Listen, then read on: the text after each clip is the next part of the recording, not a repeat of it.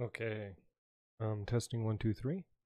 Volume looks a little low. I'm gonna crank up the gain just a bit. A little bit more, a little bit more. Okay.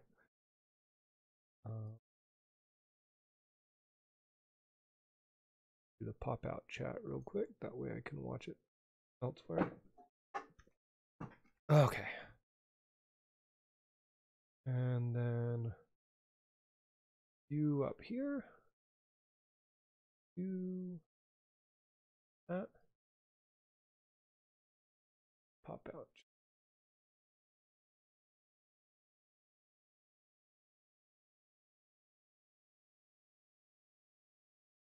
Okay. Is there anything?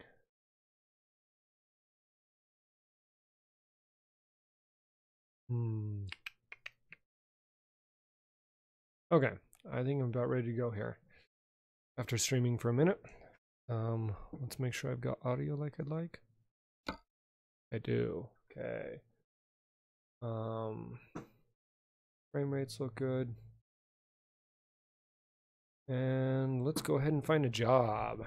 Okay, I'm going to do a freight market because I don't want to have the speed limitations of a World of Trucks job. So I am currently in Torino, and let's see what we've got that would be fun to transport.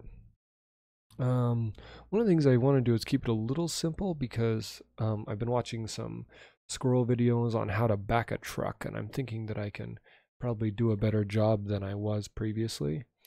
And so I don't want to have like a double trailer or something like that where it's really hard to do. Otherwise I might otherwise I don't get to practice my backing up. So I don't want it too light. I do have a 700 horsepower engine now and good gearing, so I don't want it to be too light. I could go to Switzerland. That's not really far, but I haven't been to Switzerland yet. Although I would be, yeah, goat cheese or used packaging. So there was a way I thought to change what the trailer looked like, but I'm trying to remember. That's an important delivery and a standard delivery. Let's go ahead and do the used packaging. It's a little heavier. How do I change the... Okay, so maybe it's when I pick it up that I do that. Oh, I have a delivery pending. That's right. I had already started one. Okay, so I'm doing chicken meat within Torino. So that's okay. Not all that exciting, but it gives me a chance to practice. So I'm hoping to do that. And let's see, my streaming bitrate is 9,000 kilobits. That should be pretty good. Okay, resume delivery. Let's do this. I forgot that I already had one pending. So once I finish this, then I'll be able to do the other. Okay. I've got quite a few mods going on here. And apparently... Oh, I turned the Toby off. That's right. One of them is this alternate heads-up display, which now puts the heads-up display at the top of my screen there. So it's kind of exciting. I'm enjoying that. Let's see, straight ahead. I'm empty right now, so I don't need to do every gear. Oh, of course, I do need to, you know, change it into high range.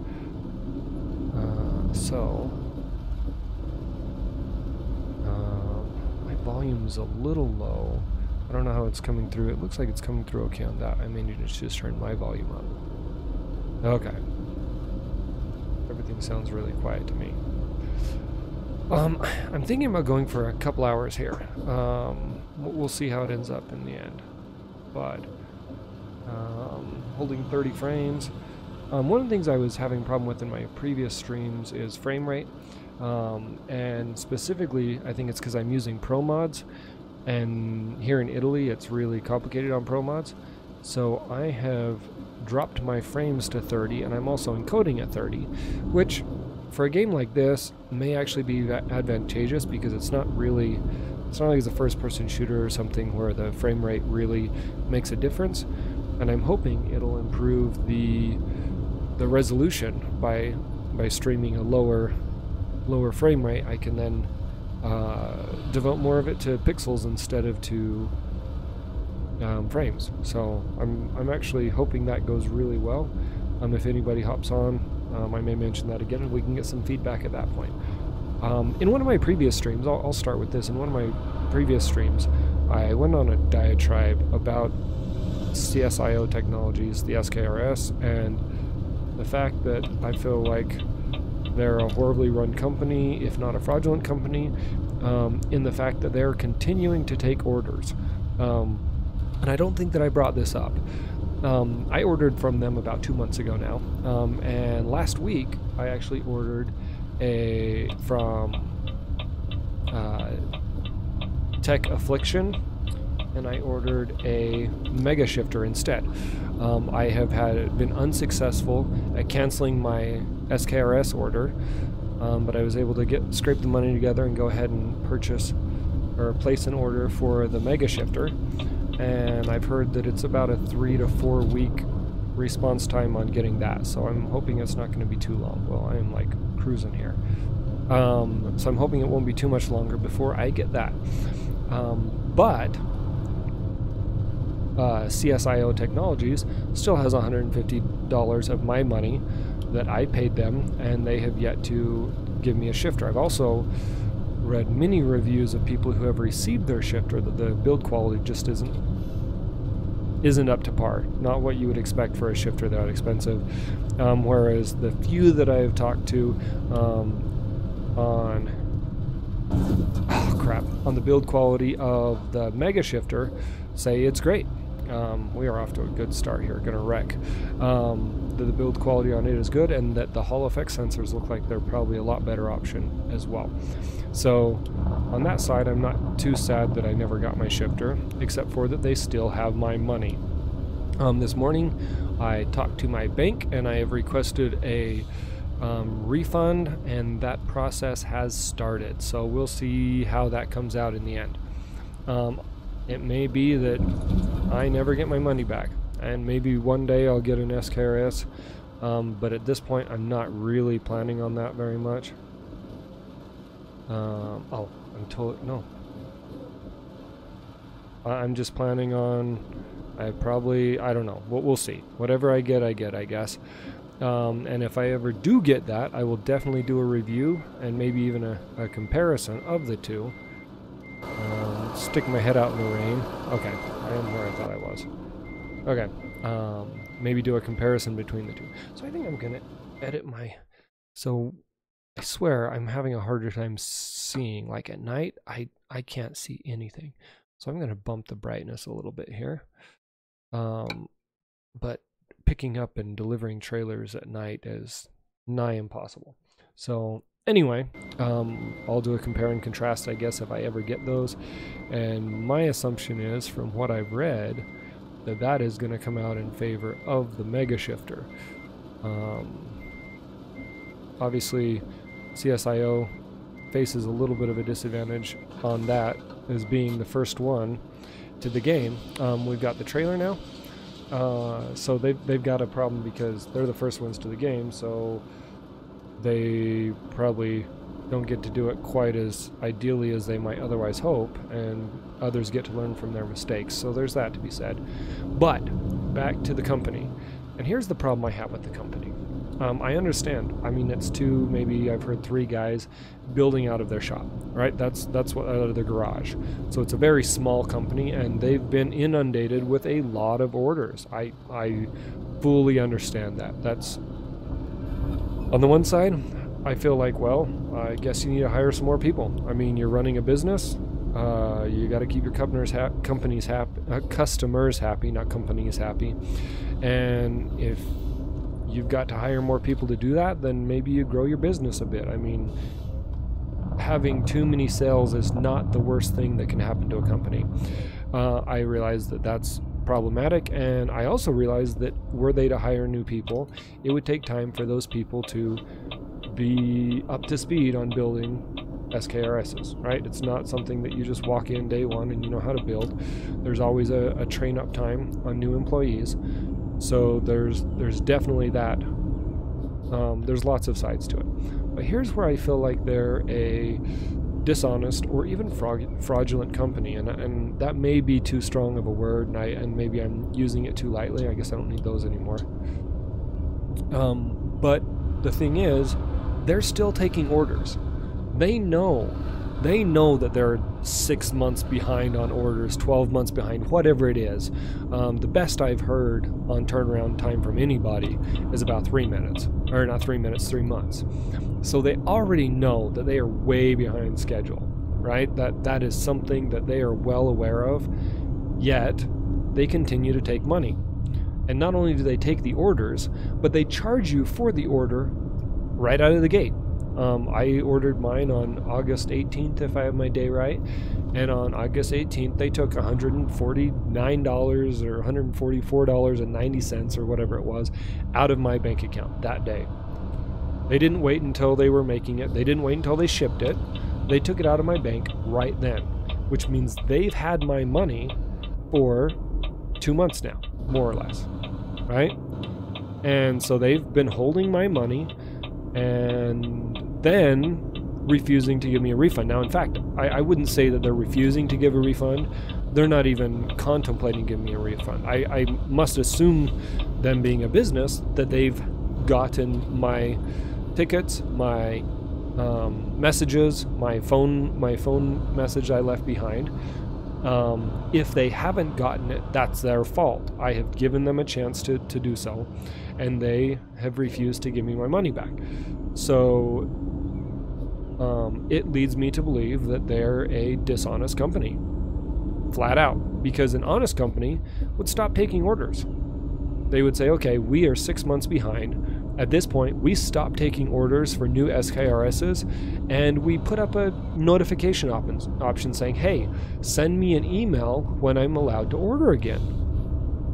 And that's that. Now, what I think would happen is that people would order a mega shifter in the meantime, and I'm sure that's what CSIO is afraid is going to happen, and maybe that's why they won't do it. But it's dishonest business practice to continue to take people's money and hold it for extended amounts of time without releasing their product, without giving them their product. And on top of that, not even giving them any information about the progress towards their product. I mean, if you shot me a message saying, hey, you're number, 47, if you're number 400, whatever that number is, if you at least let me know where I lay in the queue, maybe I'd be a little happier, but you don't. You have absolutely no communication. In fact, on your website, my order is still in processing, wrong button, in processing, which is exactly what it was the day that I ordered it. That means nothing has happened. Nobody has done anything, and nobody has bothered to do anything. Now, your argument is, well, it takes time to do all of this, and that's time that I could be building, which is completely true. So hire somebody. Hire somebody, low wage, whatever, some high school kid. I don't care. Whose job it is to update customers on their order. I mean, that would be, the sound business thing to do. Maybe you can even go to the local high school and find an intern, which I totally disagree with, because I hate the idea of free labor, even for interns. But do something. Get somebody in there to answer your customers' requests, and everybody will be a whole lot happier. And I would say beyond that, just stop taking orders until you know that you can fill those orders within a reasonable amount of time. Don't take them. Don't even take the orders. Just say, look, we're having problems with production right now, whatever you have to say on your website, and put up an option to put in their email and receive a notification when it's done. When you're ready to take orders, once you're finally caught up again and you get the chance to take a vacation with your family or whatever you need to do in the meantime, because I'm sure you're stressed out about this, and I'm sure it's problematic, assuming you actually want the business to be successful. But once you're ready to and available to actually start filling orders again, then they get a notification saying, okay, we're ready to take your order. And that's that. Instead of continuing to take honest, hardworking people's money. It's just, it's unacceptable. Okay, so now it's parking time. That's enough of a rant. CSIO, if you ever heard that, which I doubt you will, I hope you can shape up. In the meantime, I suggest that everybody go to Tech Affliction instead and get a Mega Shifter, because you'll actually get that. Now, that having been said, I don't have my Mega Shifter yet, right? It's right here. This is where it will be. It's not in yet. So, but I've talked to many people who have actually gotten a Mega Shifter in less than a month. So your chances of doing it are significantly better. Oh, I just got a message. I'm going to step up for just a second. I will be right back.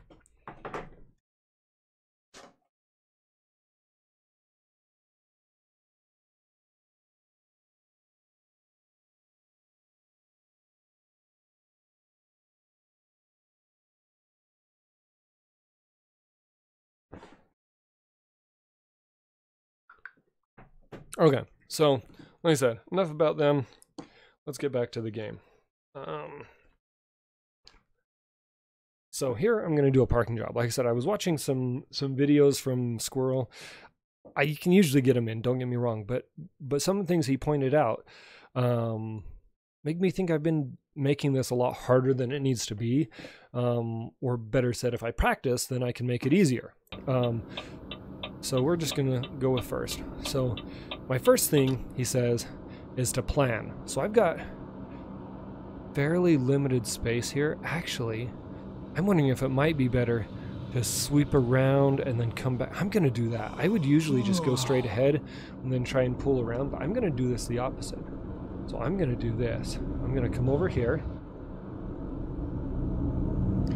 and everybody can tell me whether I'm doing this wrong if anybody ever gets around to watching this. So there's, let's see, and then I am just going to come all the way down here, and we're gonna flip it. Now, sadly, here I say, oh, I'm gonna get to practice parking, but this is gonna be about the simplest parking job ever. So, you know, which part of that is, I think I'm already setting it up better than I normally do. So normally I would have just gone straight ahead. Okay. And then tried to U-turn the other way and get it lined up, but this seems to be working a lot better. So first off,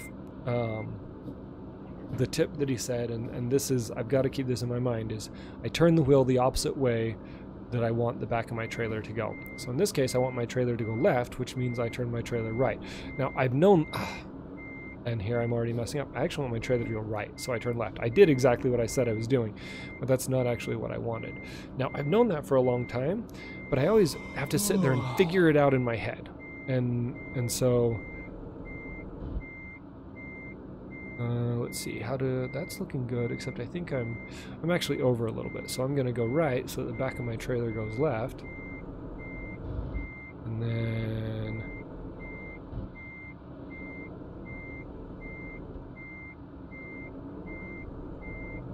and here I say, oh, this is gonna be the easiest parking job ever, and then I mess it up. So let's straighten out here, and okay, I'm in the lines. Technically it's gonna accept that, but I want to take a look and see, because I'm still, you know what, that's decent. That's decent. It's not perfect, but it's decent. So much for practicing my back end, because there just really wasn't a difficult enough thing to practice. You know what? Yeah, there we go. Okay, so let's go ahead and drop the trailer. And we'll get going. Now, excellent. Okay. Now we're going to go pick a longer drive. And I'm, like I said before, this time I'm actually not going to get an external contract. We're going to go to the freight market, and we're going to do from Torino. And I like to sort by price per distance. You know what? Let's do it. 22 tons of packed glass. That means it's fragile. This is going to be a fun run. Potential to make $500,000. But fragile cargo and important delivery. Thursday, it is currently Monday, so that means my expected drive is 24 hours. Except you know what? I need to sleep. Let's see, offer expires in 9 hours, so I can go to sleep and still grab this offer. So I need to go find a place to sleep. Let's do that real quick, and I'll see if I need any truck repairs, actually. Okay, so damage 1%. What am I looking at? Just some tires? And not a big deal. Okay, so let's go find a place to sleep. You know what? We'll go right there. Hey.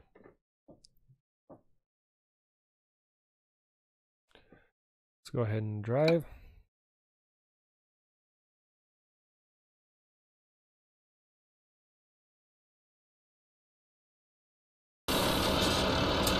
Okay. Let's go find...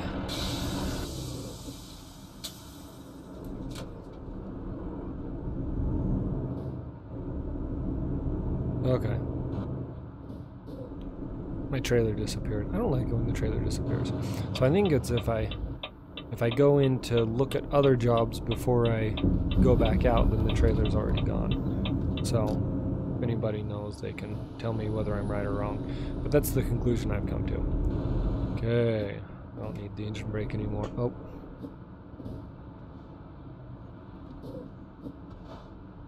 So do I not have any engine noise?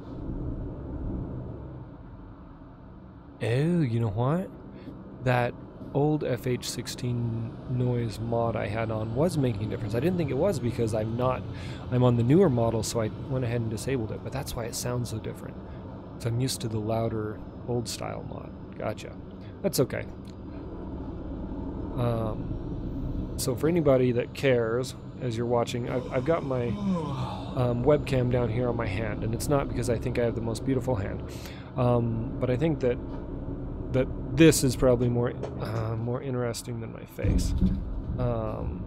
So this controller here, because I don't have my mega shifter in yet, obviously I have lots of things, and I'm rolling forward, mapped here. But one of the ones that you'll see me probably hit the most, assuming I don't get the wrong stick, which I do sometimes, is this stick right here. Left and right is actually the retarder, and up and down is the range, and the range selector and the gear splitter. So so that's what this guy is. Up is range selector, so I just went down to low range again, and then down is going to be to split the gears. So let's go ahead and park. I don't like to do the repairs when I've only got, like, 1% on the tires, because in real life you can't do that. Like, you can't just buy tires all the time for really little just because the tires are only a little bit worn out. You kind of wear the tires until they get more worn out, and then you replace them. It's kind of a it's not a, hey, I want to add 1% of tread back to my tire. So for that reason, I generally don't fix my tires immediately. Go ahead and turn off my lights, and let's go to sleep. So I'm not going to do that because I've got a little bit of cabin damage, which I could go take care of, I guess. But the big one that's there is just tire damage. So I don't want to really do that. I feel like that's less than realistic. So I'll go ahead and go pick up that trailer now. So if I go back to Freight Market, choose there, and choose that guy, 31 minutes. Let's go do that. Let's go pick him up.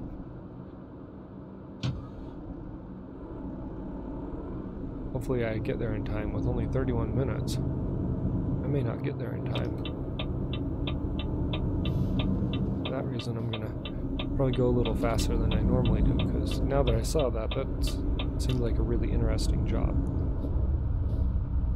And then I'll have to be careful once I get it. So, and I just dropped some frames. Oh. I have no idea what I just did there. I think I was hitting the throttle and the brake or something. I'm not sure why it just did that. I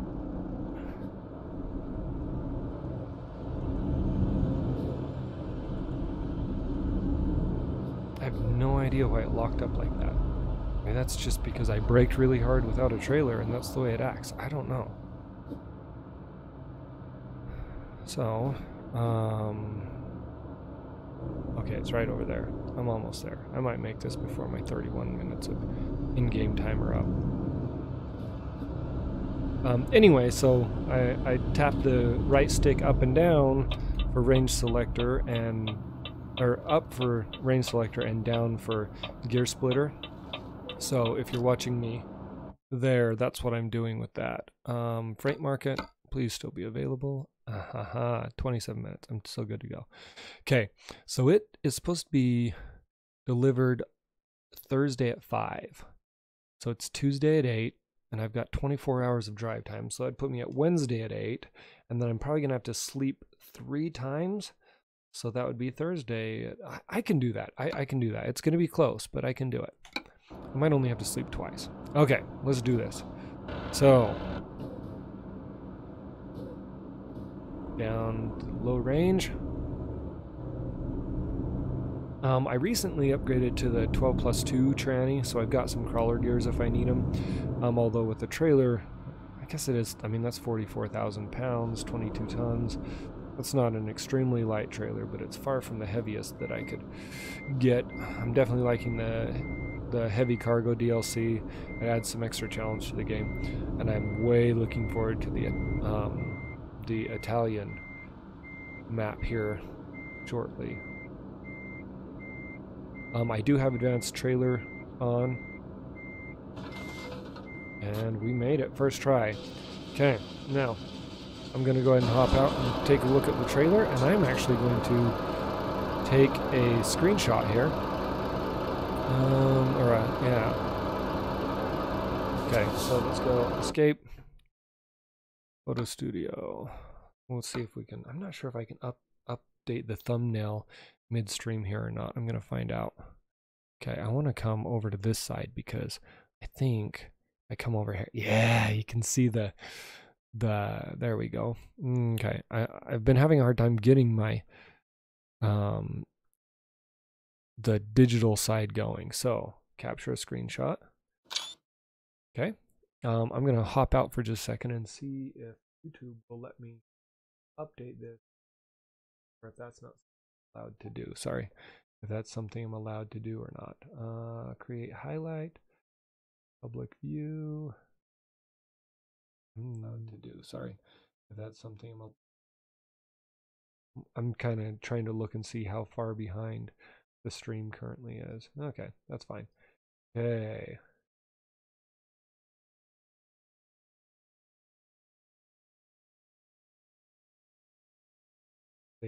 Slates insertion, broadcast alert.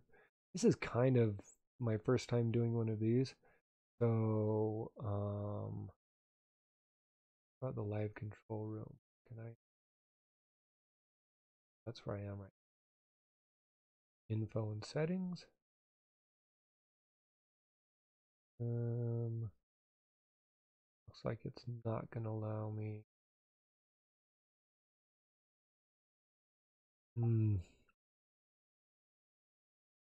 I don't think I'm allowed to update that mid.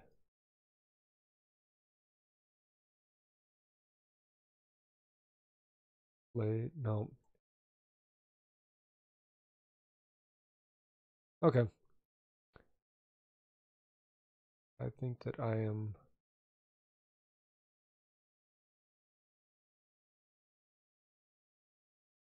Okay, we'll just go back then. Looks like I can't do that. I'll use it as my thumbnail after the fact, assuming I don't get a better one later. So, that having been said, let's look at the map here.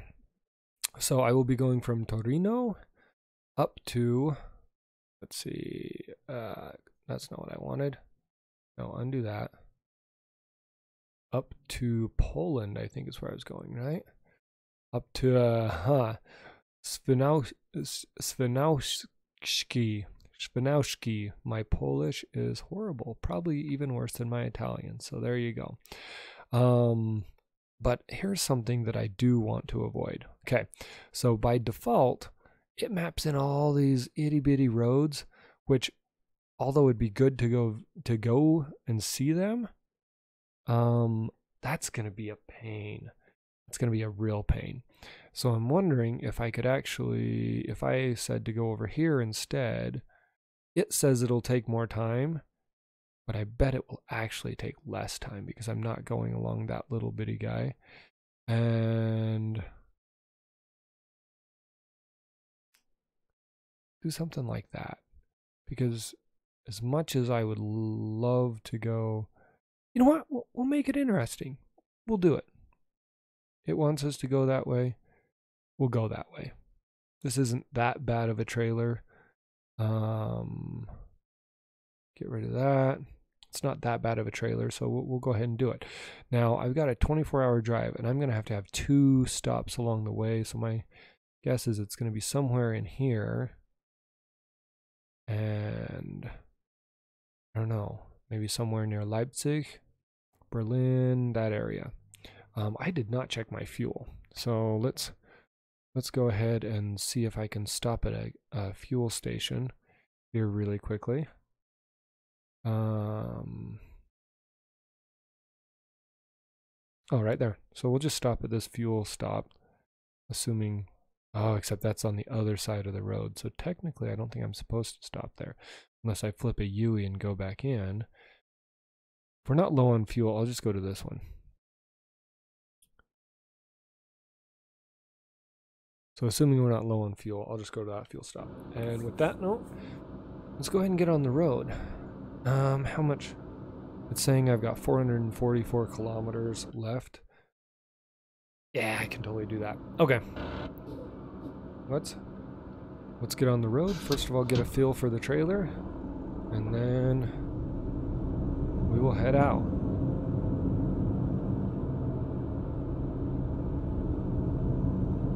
I seem to be holding a pretty solid 30 frames.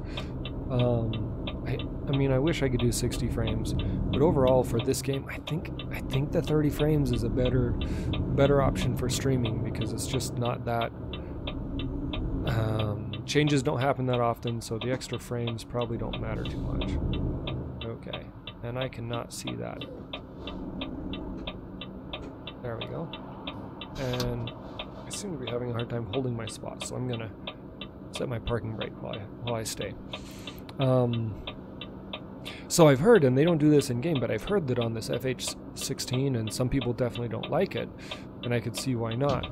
But they said that when you on the new FH16, if you have the parking brake set and you put on the throttle, it automatically releases the parking brake, which does seem a little dangerous. Now, if it did something like, you know, as you release the clutch, then it does, then maybe you could do it, you know, kind of an auto hold feature type thing. But that seems like kind of a bad design. I've watched lots of things on the Volvo FH16, lots of really cool things about it. I really like the auto warning and auto stop feature that if you're about to have a collision, it just auto attempts to avoid it, and is really awesome at it, so that's cool. Now it could just be marketing hype, I guess. I'm susceptible to that, as we can see by the fact that I ordered an SKRS. But they've got some really cool stuff, and it's by far my favorite truck in the game that I've driven. Now, that having been said, other than the very beginning of the game before I own a truck, I've never bought anything but the FH16, so maybe that's just my my bias there. I did actually drive on another level that I have just for testing things. I drove a Scania the other day, and it was fine. Now, it is I'm using the Volvo shift layout here because I'm driving a Volvo, and so while driving that, I went ahead and switched to the Scania shift layout. To the Scania shift layout, and it threw me for a loop because it's almost the opposite. So the Volvo shift layout is not there, is 1, 2, 3, 4, 5, 6, and the Scania is 1, 2, 3. So I mean, it's almost exactly the opposite, and so that really, I was struggling during that, but it's not something I couldn't get used to. Don't get me wrong. I actually, from a logical standpoint, I actually like the Volvo better, even if for the fact that it kind of gets the shifter out of the way when you're in high gear. But then again, I'm not sure where the shifter is located, and in this truck there is no shifter, so I don't know where it's located on this truck either. And depending on the location of the truck, of the shifter, it may not actually matter. So you know, there's that. So maybe in the end it doesn't end up making a difference. We're going to set for 84. That way I'm not going to get a ticket, but we get a little more distance under our tires, and on this corner we're going to slow down just a bit. So right up here there is a farm off to the left, and in testing, trying to figure out why I was dropping so many frames, actually that's where I just was a little bit ago earlier in the stream, is doing that trip. But in all of that testing, I've done a ton of trips to that farm. I know that farm really well now, so starting to get to know the area around Torino a little bit. It would be fun to have a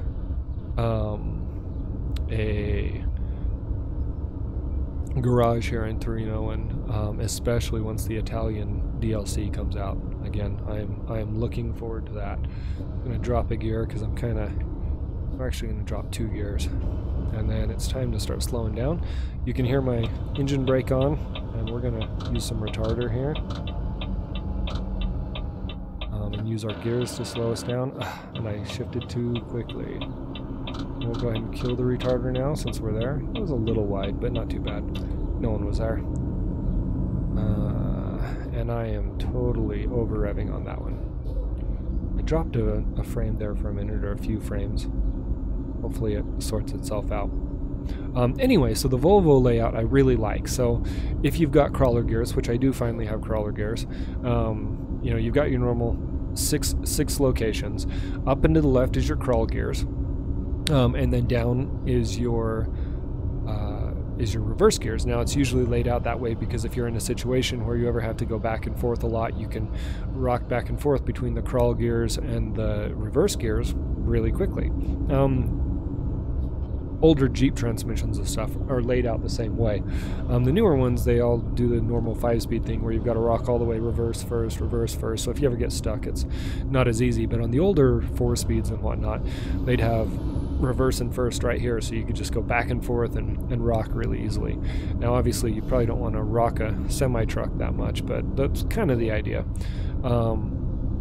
So anyway, so Volvo is, apparently this is a nasty corner coming up. I have never driven this section of road before, so this is all new to me. Anyway, so crawl is up and to the left and reverse is down. Now, in both cases, you've got a high and a low, so high reverse and high and low reverse, and high crawl and low crawl that you can split with the splitter, which in my case is down.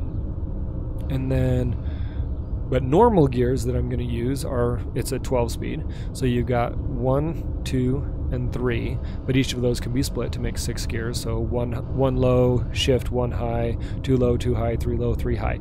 Now I usually do not split those lower gears. Usually I'm not carrying something that's heavy enough to really need to. Now if I were climbing a steep hill with a heavy load or something, I could see where that could come in handy, but that's not what I'm normally doing, so I don't usually split them. Oh, and I am speeding pretty heavily here. So that's that, and then you range select, go to high range, which is in my case up. Let's go ahead and kill that and maybe slow down a little. And then you've got 4th low and high, 5th low and high, 6th low and high. So in the end you have 12 gears plus the 2 crawl gears, unless you don't have the crawl gears, and then you just got 12.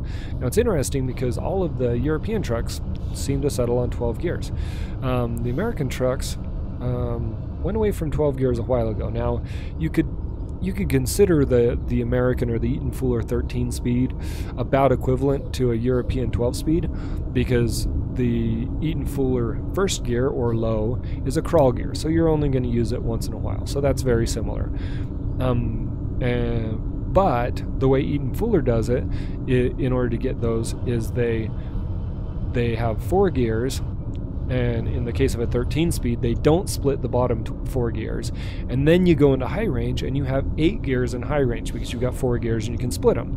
And so it's almost a more usable layout, because, as I already said, I don't split the lower gears, so they're kind of the fact that there's 6 down there is kind of a waste for me, since I'm not splitting them anyway. So the fact that the Eaton Fuller says, well, in the case of a 13 speed, we're just not going to split the lower gears anyway, and then when you come in, then you've got 8 gears for the others. So I don't know the exact ratio differences, but on the European side, when you shift a gear, you seem to drop, so if I go up a gear, I drop about 500 RPM. Well, 250 if I'm splitting. So here we're going to go from 5 high to 5 low, and it's going to pop out about 250 RPM. On an American truck, it's about 200 RPM. So you end up with another 50 RPM in there that you're closer together on a standard shift. If you're shifting at higher RPMs, obviously that's going to change a little bit, because it's a percentage, not a numerical value. But the thing I've been wondering about is how much of a difference does that make, because most of the engines, including the American engines, have about a 500 RPM power band, so about 1,000 RPM to 1,500 RPM. So if I'm dropping to 1,500, from 1,500 to 1,000 RPM, I'm still in that power band. So does it matter that I'm, whereas the American, and maybe it does matter a little, because maybe you could say, well, you're just barely outside the power band, you're just getting outside of it, whereas at 400 RPM you're still well within it. So maybe it does make a difference, and I assume it does. So that's one thing that I feel like the American transmissions, they've done a better job, is you can say, well, a 13 speed is really all I need, because I'm not going to split the lower gears anyway, and that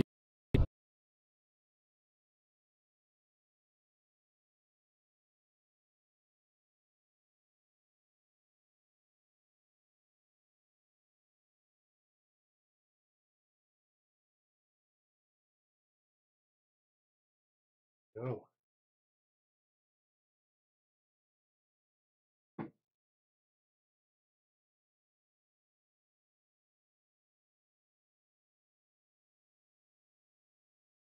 There we go. Testing. That's better. Now, audio output needs to be you. Okay. Okay. So, I have no idea where I'm going to be here. I'm sure I lost a little bit. Man, everything was running so well. I didn't even have any hiccups, and then it was just gone. Like, it was not coming back. So we'll see where we're at. Okay. I'm sure we lost a little bit of space.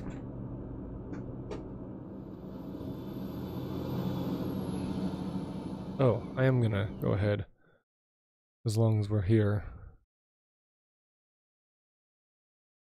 I'm gonna try the Toby and see if it makes a difference. Oh, I'm also going to turn my stats back on. And we are good to go. Okay, we'll see how this goes. Oh, it's actually downhill. I thought it was uphill. Okay, so I've got a Toby eye tracker, but I usually leave it off when I'm on the highway, because it's I don't find it actually helpful in that situation. Oh, I'm not too far behind. It must have saved pretty recently. It doesn't auto-save, because that's right about where I was. I'm holding 30 frames, and I'm not. I think I've got pretty good stream quality going here. So let me know if anybody sees any drop frames or anything. Oh, I got to turn off my notification. Just a sec.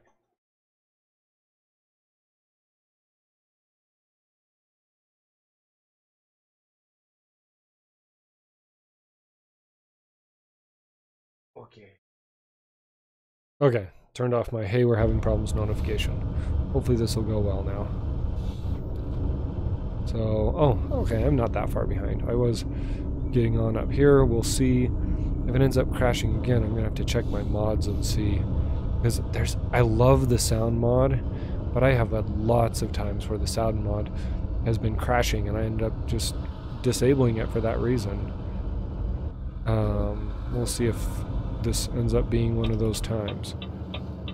It works so well a lot of the time, and then there are just certain spots in the game that it just is completely doesn't work. I'm gonna turn my engine brake off right now because I actually don't want to be slowing down. Okay, so it was right up here that the game crashed. I'm gonna jump in front of you. Let's see what we got here.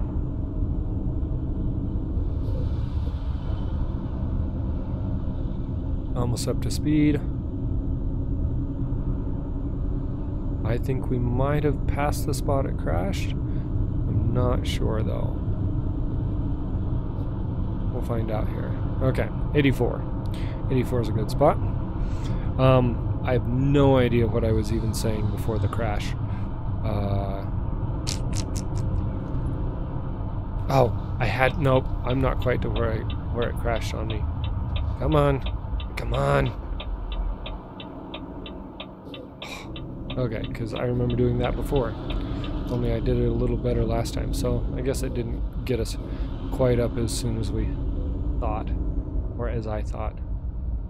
I should find a gas station. I've still got 200 kilometers. I'll be okay. Did I miss that gas station I was going to go to? Nope, it's right up ahead. I am almost to that gas station. Okay, you know what? I think right up here is actually where it crashed. Oh, I was totally talking about like gear ratios and stuff. So I do like the Eaton Fuller 13 and 18 speeds. 13 specifically, they're like, well, most people don't split the bottom gears, so we're just going to split the top gears and then give the wide ratio bottoms. Part of the problem with splitting the lower gears is you just cycle through the RPM so fast that you spend more time shifting than you save. By giving yourself the extra torque multiplication, and so it just ends up not being worth it.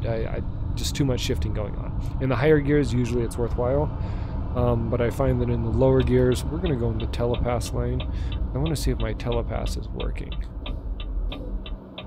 Oh, and actually, usually on the downshifts, I don't cycle through the splitter either, and we're not going to.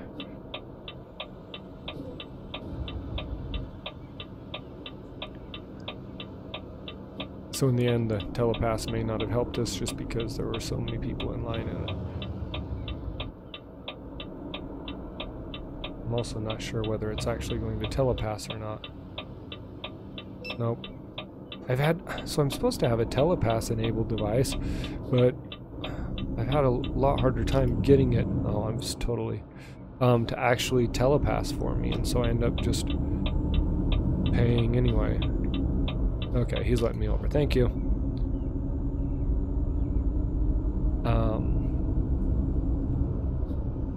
Okay, well, whatever it was, it doesn't look like it was a mod glitch. It looks like it just... my computer freaked out. And here is where I am going to fuel up. Down to 216 kilometers on the tank. Okay, so let's go ahead and get over. Nope. I don't know what that was. A little something in the road.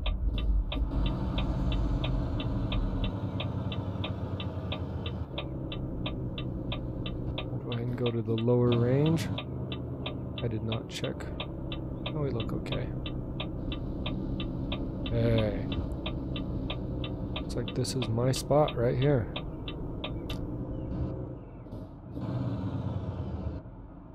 And we'll stop. Kill the engine, put on the parking brake, and inspect our load while we fill up.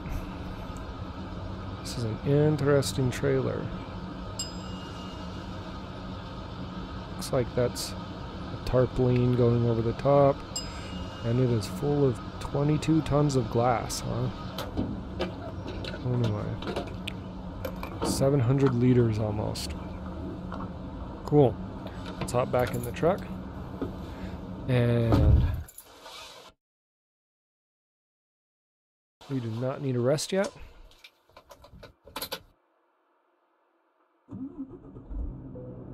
I do love the dynamic sounds that come. I think it's with just the sound mod that I was afraid might have caused the problem before.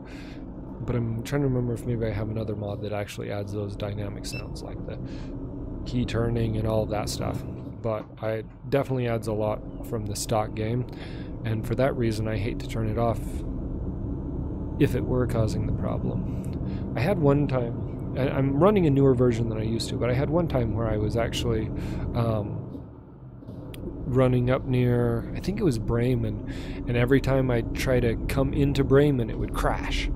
And so I had to go and figure out what it was, loading that did it, and everybody's saying, oh, it's the Sound Fixes mod. I was like, oh man, because I love the mod. It's a great mod. But if it's causing problems, then I guess so be it. We are holding a solid 30. I'm a little worried. So Toby is only supposed to use like 1% of your CPU. It's supposed to be really low usage. But for whatever reason, my Toby service is using like 18% of my CPU, which, I mean, I've got lots left. That's not necessarily a big deal, except, you know, as Turbo Boost works, the more threads you're running, or the more your CPU is running, if you get into using more of the sockets, then you can't run as fast. So like on 1 and 2 sockets, I've got it clocked for 4.4 gigahertz, but if the third socket jumps in, then I'm only 4.3 gigahertz. No, 4.6 for 1 and 2, 4.5 for 3, and down to 4.4 for 1. Now 4.4 is what the stock boost is on only 1, so I'm not really in a bad place. But with me having problems with pro mods eating up my CPU, any extra megahertz I can get, or gigahertz or whatever. Oh, that is beautiful. This is a beautiful area. Oh, that's cool. Wait, I'll run over there too. I'm taking a pic here. I am totally taking a photo here. Because that is just, oh, that's wonderful.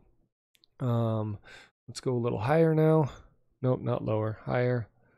Man, that is pretty. Okay. We're going to come over here, and we're going to go down a little. Wrong buttons. That's up.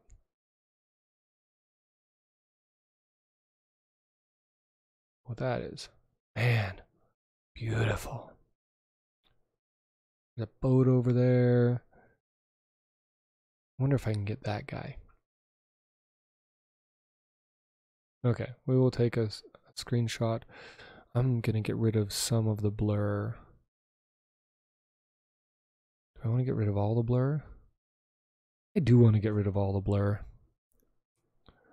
So we're going to do that. And then we'll take another one with some blur. And then I'm going to switch to the other side here.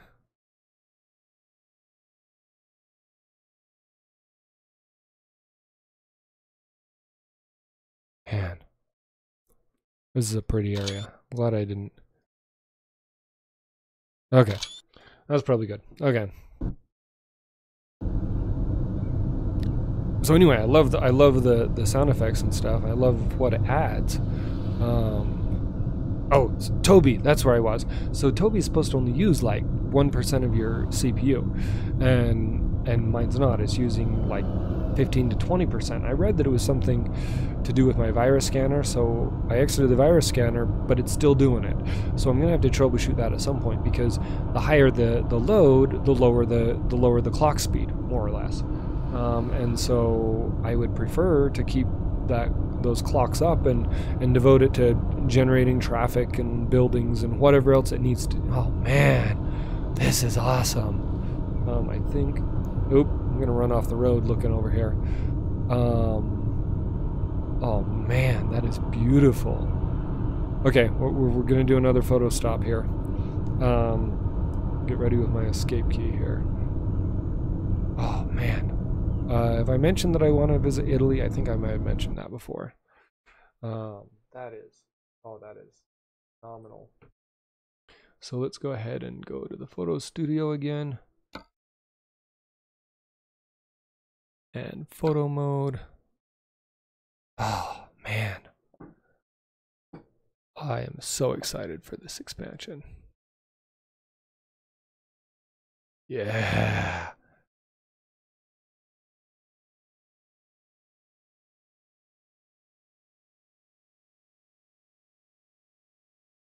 Also, one of these days, Italy.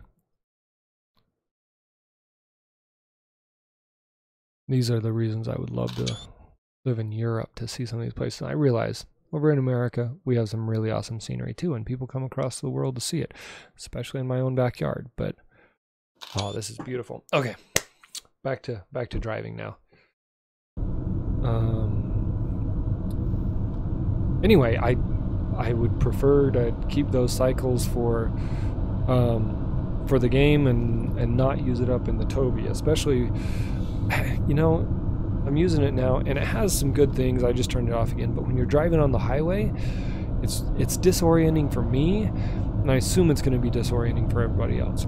Now, caveat here, I've got an ultra wide and I'm not showing the whole screen, so you guys can see about where my camera, where my mirror cuts off, and then, well, minus what's being blocked by my other, you can see right about where my telepaths start, but I can see a little bit beyond both of those, so I can actually see more of the screen. And then right here I keep my trackball handy so I can look pretty easily, and so it's kind of nice, and I hoped it'd be nicer.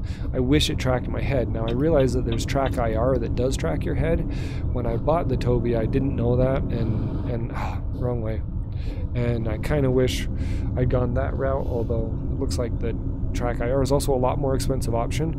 And the Toby 4C, like I have, has head tracking capability, but it's not enabled for Euro Truck.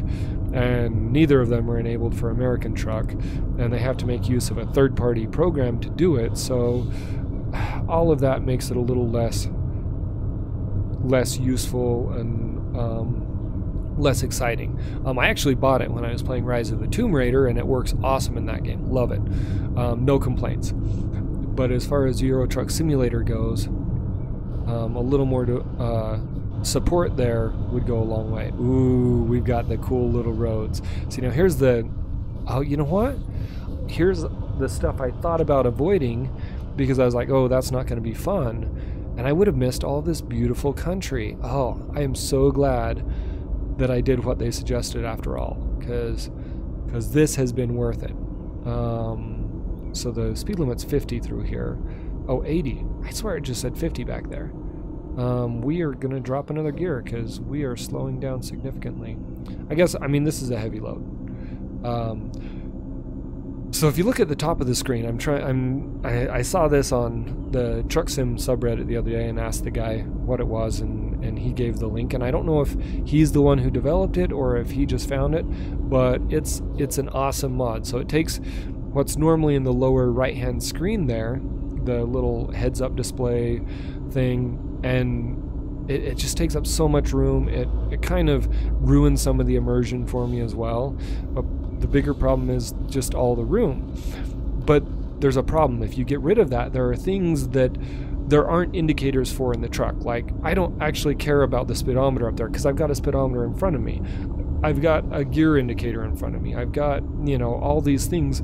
I don't need corresponding on it. And in fact, on that, in that side, I kind of wish this heads-up display had some other information that it doesn't have instead of the information that it does have. Although I have found since then that hitting F7 brings up some of it, like maybe damage to the truck or something like that, where there's not really a good in-game indicator for that, although I guess if I'm driving the truck, I'm not going to know how badly damaged my cargo is. But I do love, it's got how tired I am up there, it's got what time it is, it has my ETA, which for whatever reason the GPS in-game doesn't give you. Okay, that is cool too. And so whereas, you know, any normal GPS does tell you what your ETA is, the ETA that's in the dash there doesn't say. Now if you use the one in the little information panel, it does, but the one in dash doesn't. And so some of that information right there in front of my eyes is actually really nice. What's my, you know, how much money do I have, all that stuff, because I always turn off the other one anyway. Now I turned it off, but I always turn off. I don't want the GPS because I've already got a GPS. I don't need that. But I always turn off the one down there in the corner. Excuse me. And so, oh, wrong one. I forgot to shift when I dropped. Anyway, let's go to low. So it's really nice to have it up there. In American Truck currently, I'm trying the other one. He's got one that's at the bottom of the screen as well, and I'm trying that one. I'm not sure which one I like more, frankly. I've tried them both a little bit. I think I might actually like the one at the bottom of the screen, and after this I may switch back to the bottom, because I spend a lot more time looking at the bottom of the screen, so it's more where I'm looking anyway. Ooh, we've got a narrow corner here. We're gonna drop 2 gears. But that's kind of more where I look anyway, so I think that would be more useful. Okay, we're gonna drop a gear again. Oh, this is awesome. So glad I did not override and decide to take a different route, because this has been so worth it. Anyway, so I think I would like the one that's at the bottom of the screen better. But anyway, awesome mod. One of those things that is fairly small, but that makes a big difference. Now, based off my ETA up top and my expectation on my fuel down below, I should be able to make the trip without fueling. I'm gonna go ahead and go up, and we'll have to see if that's the case, but I should be able to make this trip without fueling again. I will obviously have to sleep, and at some point if I'm sleeping I might as well fuel, assuming I sleep someplace where there's fuel, but we'll have to see. Okay, just checking some of my stats over there. I don't have any drop frames really. I mean, I'm at like 0.4% drop frames. That's pretty good.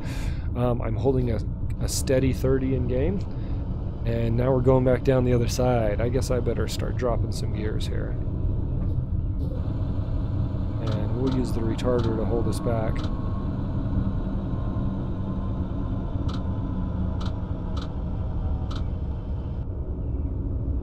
Anyway, my CPU usage is decent. GPU is at like 81%. I'm sitting pretty right now. My maximum upload is about 10 megabits, and I'm pushing 9200, so that's pretty good. I probably about the best quality of stream I could hope for. 2560 by 1440 at about 9,000 kilobits should be decent, and I don't think that I would be able to get much better than that. So you know, we can pop up a gear for now. And then I'll use the retarder to slow me back down here. So one thing that I'm not sure of, and in-game at least, it seems to be that even when I'm out of gear, the retarder still slows me down. Now the engine brake obviously doesn't, because when I'm out of gear or the clutch is in, then it doesn't have any connection. But I'm thinking that the retarder must actually do the output shaft. Now, like I said, I don't know if that's how it is in real life or if that's just kind of a glitch in the game. Anybody that knows could tell me. Because on the American Truck Simulator, I swear the retarder only makes a difference when I'm in gear. And so it seems to be a difference between the two games. And I don't know if it's, you know, because it's representing a difference between American and European trucks. But on American trucks, they, you know, have the retarder elsewhere in the engine or in the transmission than they do in European trucks. Ooh, I about let that get away from me. I should have started slowing down sooner. Okay, we're going for it. We'll let this bus go. Oh, maybe. I would let you go, guy. Okay. We're gonna go up a gear, because I'm okay with speeding up a little bit.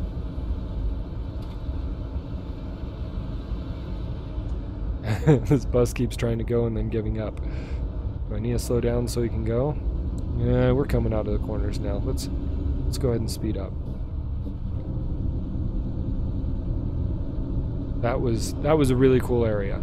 I thought it was going to be like an American truck. There was this one area, there was little switchbacks like that, but it was actually, I mean, it was this little mountain road, and I got put on it. I had some big old massive trailer at the time, and that was a nightmare. That was not a fun trip. It was not good. Had I had a smaller trailer, it would have been just fine. And had I been hauling this, I probably would have been okay. But with the trailer I had, it was like, oh, I should never have come on this road. I ended up, yeah, it was a nightmare. So I was afraid that's what was going to happen. But this road was worth it. This was definitely worth it. And I'm glad that I didn't miss out on that. Oh, dang it. No, damn it. Maybe I do wish I had missed out on that. Well, time to call a service truck, huh? So out of curiosity. Oh, my pride hurts, but it's not going to be that bad of a deal. So let's go ahead and call our service truck. I was just saying how that was a great drive. And now I got too cocky and flipped over.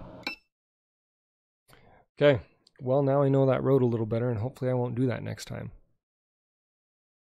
I did try to correct to the right again to stop the tipping, but it was too late. So we'll go ahead and service our truck. Obviously, you know what? I gotta look at this.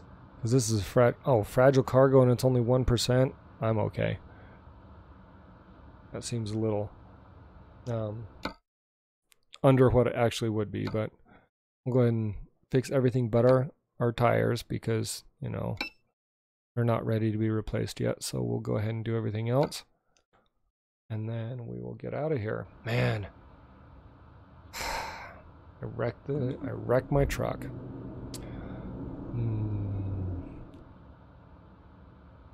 Oh, I'm still in 4. There we go.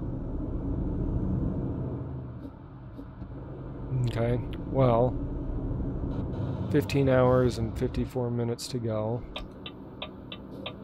And I am totally past that and have no idea what it says. So I'm probably going to get a red light violation if I try to go. Oh, nope, it's green.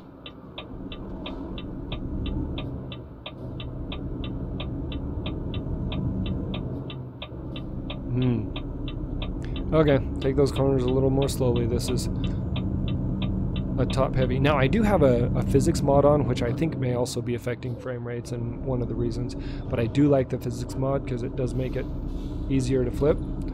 I also have trailer stability turned down all the way like the mod says to do. Oh, come on. That's not what I said to do, I don't think. Maybe I did. Okay.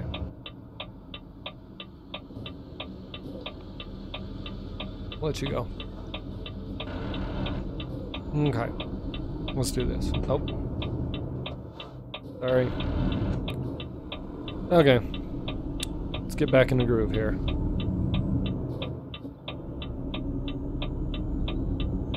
Accidents happen, right? We'll see. We'll see how we do the rest of the trip. We still gotta wait. Thank you.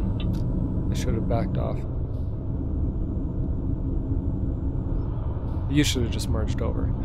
I do wish the AI would merge over when you're trying to get on and they have a free lane. I wish they'd be like, oh, let me get over for you. But they don't seem to do that. SCS? Ideas for the future? Just, you know, throwing them out there. Is this a way station? This is a way station. Or not a way station, a toll area, right? No, it's just, okay, it's just a border crossing. We're good. And we are entering Germany now, huh?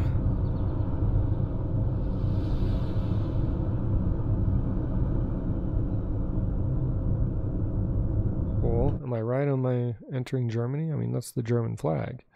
Oh, I thought we were going through Switzerland, but we barely missed Switzerland. Okay. And we're going to go through Ich komme aus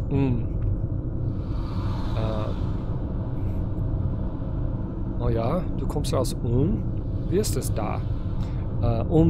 Sorry, in German, Ulm is a city, and we Americans, and I say it all the time, often say And I remember when I was in Germany, people pointing out, you know, try not to, when you're telling someone where you're coming from, try not to say during it, because then it sounds like where you're coming from, where you're from, because if you say then it sounds like you come from So anyway, just a common mistake. So that just made me think of it. I'm going to be passing through Ulm here. 15 hours and 11 minutes. Now, one of the things I can't... Oh, maybe I can, actually. I can hit F6 here. Aha, there we go. I have 36 hours to make this delivery still, and I've got 15 hours left, plus I would actually say probably 2 sleeps still. So that means that's 32 hours, and I have 36. So I've got about 4 hours to spare. I'm still doing okay. Oh, that is pretty too. Look at that. And I'm gonna go out of my lane as I look at the pretty countryside. Anyway, beautiful stuff. There are definitely some areas that are a little bland, although in the base game, especially the base map, which is the area we're coming into now. But ProMods does a great job at sprucing some of it up. I actually really like the changes in like interchange or interstate exchanges, the Autobahn and whatnot. They do a really good job at sprucing up, especially that original map, the oldest sections of the game.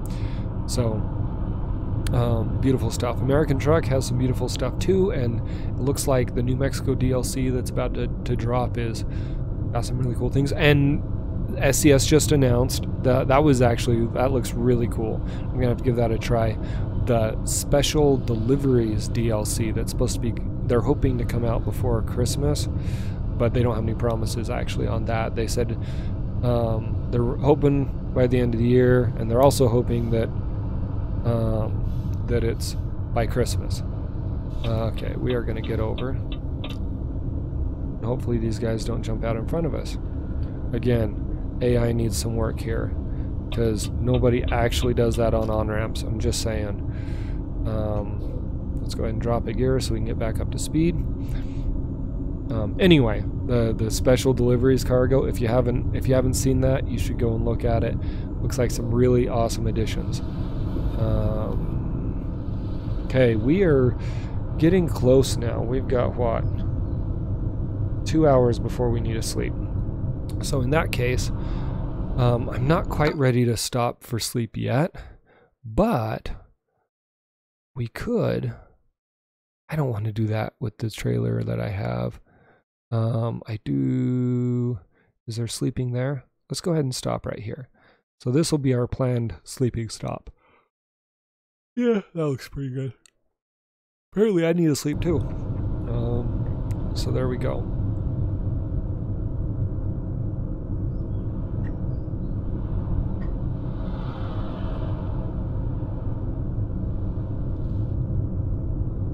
Sorry, I was looking at some of my stats there. I lost a few frames, and I think it's just as I dropped out of the mini map that it dropped some. I do see some little jaggies in my frame rates though.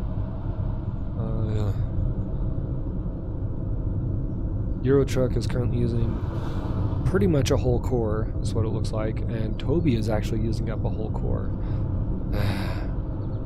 I'm tempted, you know what? I'm going to drop really quickly. I'm just going to kill Toby because I'm not using it anyway. When it comes time to park, I may wish that I still had it, but I'm going to drop Toby because it's just being, I'm not using it, and I don't think it's something that's really worth it right now. I should be back now. Okay, freed up some CPU cycles and hopefully let the CPU spin up just a bit. So when it needs to. So we are coming up on Stuttgart and Würzburg, Nuremberg. So Nuremberg is a really awesome city. I actually got to visit Nuremberg, oh, what is it, 6 years ago now? No. Let's see, my oldest, that was like 10 years ago now. Is that right? 10 years ago? Man. Been way too long. Anyway, got to visit Nuremberg. Awesome little city. Definitely worth the tourist attraction, and a place I would love to go back and see again. Looks like 5:37 in the evening. It's time to start turning on some headlights as the sun is about to go down. Nobody coming up on me there. Hey, Polizei.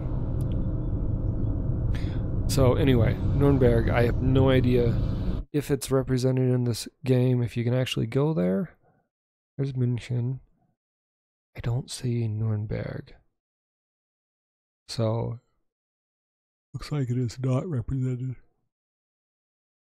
That's okay. It's probably one of those that is, you see it on the side of the road, but you don't actually get to go there. Anyways, a tourist city. It is an awesome tourist city. I got to only spend about half a day there, and then we went over to, so we visited Nuremberg and Regensburg on the same day. Actually, I guess it was different days, but it was half a day each. And then we also took a day and went down to München and saw Dachau, which I would not say is an exciting experience, but I will. Oh, I need to drop a gear here. But I will say it's a necessary experience. It is a necessary experience. So I forgot that when you drop out of the game, it drops you out of gear. So Dachau, rather than being an enjoyable experience, I think it's a necessary experience. Oh, that is not my Ausfahrt. Necessary experience for, well, anybody pretty much. I would not put any caveats on who should or shouldn't go there.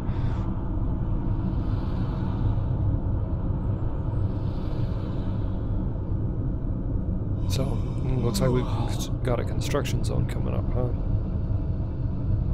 We will slow it down. Although I guess it's still 80. Oh, is that like a field? That is a field, huh? A plowed field. Okay. Anyway, so all fun stuff. Got to see Neuschwanstein and Hohenschwangau. No, not Hohenschwangau. Neuschwanstein and what's the sister castle there? Neuschwanstein and I can't. It is not coming to me. The name of the other castle. So there's actually two castles there. Is it Hohenschwangau? No, Neuschwanstein. Oh, here's my sleeping stop. Okay. We're gonna kick on some retarder. Looks like I can sleep over here. How am I on fuel? You know what?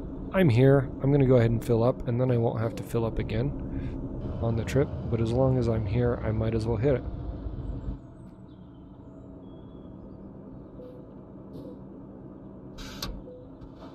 Okay.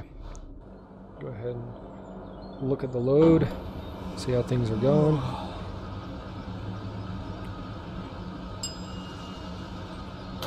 Don't see any low tires or anything, so okay.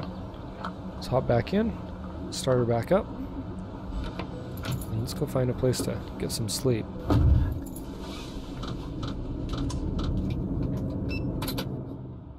Okay. The way I've done this is, you'll notice the little pop-ups is I actually use Steam to map the different controls through. Actually, I'm going to go this way. To map the different controls through rather than set in-game. That way if I start a new game and everything, then there's less controls I have to map because most of them are still on default, rather than setting them in-game and then having to change up every time I change controllers or something like that. So that's my preferred method of doing it. And I think it is time. Let's go. It won't let me. In American Truck, I've gone around and it actually lets you get in the back, but oh well. We'll just go ahead and sleep here. And hopefully 12 hours and 53. I'm allowed to drive 11, so I'm going to have to sleep one more time, which is okay. So I'm really hoping we get a daytime delivery here. I always end up with nighttime deliveries, and they're a pain to back because of limited disability and stuff, but we'll see how it goes. No one coming, so let's get back on the road here. And as you can see, I have awesome rubber bands that are holding my controller in place, which sometimes don't hold it in place quite as well as I wish that it did. But I'm going to skip that gear since I over-revved anyway. Anyway, we better turn on some wipers here. I didn't need to pull it out of gear there. And we're going to go a little faster on the wipers. Got a pretty good downpour while we were asleep. And we're still holding very solid 30 frames. I know that doesn't sound like much, but again, if I were to stream this high of resolution at 60 frames, I feel like I'd be really taking a hit to the resolution anyway.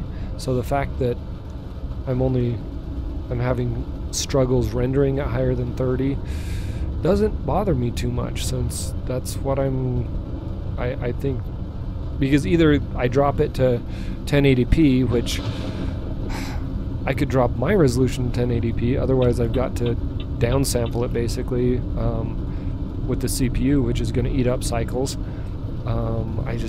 It seems like a good place to be. I guess anybody who watches can tell me whether the 1440p at 30 frames is a better option than 1080p at 60 frames. But I feel like specifically in this game it is. Again, if it were a fast-paced game, then the extra frame rate would probably be useful. But in this case, it's just kind of a relaxing game anyway, so I think that the lower frame rate probably doesn't hurt it. And what is this city over here? Interesting. Arach, in Ansbach. Cool. In case anybody, I do know German. I am way out of practice, but I do know German, so my German pronunciation is decent. I make no promises about Italian or French or Polish or anything like that. German pronunciation is decent. And what I tend to do is pronounce everything like it's German. So, you know, that kind of comes back to haunt me in, well, pretty much anything but German. Dutch works fairly well that way, I guess, but, you know, French, Italian, they don't sound very German, so that usually is where it comes back. And, you know, it's funny because I've got Pro Mods and I've got Roost Maps on as well, and I have had Roost Maps on for a long time. I always download the new updates and everything else, but if you look at my map, I have never been anywhere where Roost Maps is. So here I have it. Oh, I guess this is still Poland right here. Although I think this is all part of Roost Maps down here. But I've never been up into the Roost area. So I probably ought to one of these days make a trip over there. It would be a useful endeavor. Very interesting, I think. And I do have Jazzy Cat's AI Russian vehicles for the Russian areas, and again, I never make it out that way. So one of these days I'll have to mix it up and go see what all these Russian trucking's about, because I hear it's a very different experience out there. Oh, I'm blinding everybody. So anyway, one of these days, and this little city, huh? Cool. This would be Nuremberg. Oh, yes. And Regensburg is up ahead. And the police are flying by me. Nuremberg. I didn't get a good chance to see, but there's some really cool stuff to see in both those cities. It's also where I bought one of my flat caps. That might have been in Regensburg, actually. So I don't want to go this way. Let's go ahead and merge over. I don't remember if it was actually Regensburg or Nuremberg. At a C&A or CNA, I bought a flat cap there. I also bought, it was in Nuremberg, because I also bought a Nuremberg zip-up sweater, zip-up jacket, I guess is. Love the jacket. Sadly, the zipper actually broke off, and it's starting to show its age. Again, I guess it's been 10 years, so that's not too surprising. But it's starting to show its age a little bit, getting a little ragged around the edges. I guess it's time to go back to Germany so I can get me a new Nuremberg jacket. I mean, because there's obviously no other reason to go back, just saying. Oh, I missed my turn. That was my turn. So now they're going to divert me. Oh, there is Nuremberg. They do let you go to Nuremberg. I was looking in the wrong place. So where's Regensburg? So Nuremberg is up there. I was just supposed to... Oh, yep, I was supposed to take that exit. So I'm going to have to exit onto the 3 now. I love all the cloverleafs that I think it's ProMods throws in the game. That's okay. It's not too big of a difference in time there.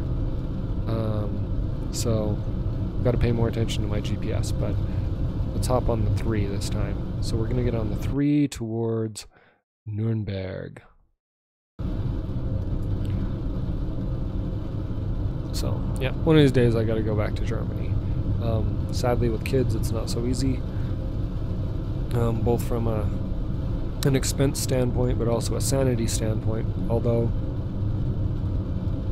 that having been said, I would love to take them. I think it would be an awesome experience for them. So I guess it's more of a financial standpoint than a sanity standpoint. Man, that's some good thunder. That's keeping us from going. So maybe one of these days, maybe before they're all old and grown. But have to do it when they're old enough to drink over there, I guess. Okay, so this is our exit. Let's get some. Okay. There we go.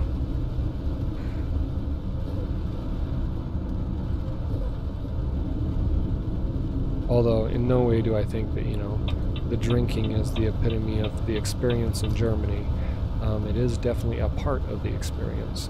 A part of the experience that I did not have last time for other reasons. Ooh, whoa. In fact, I've been to Germany twice.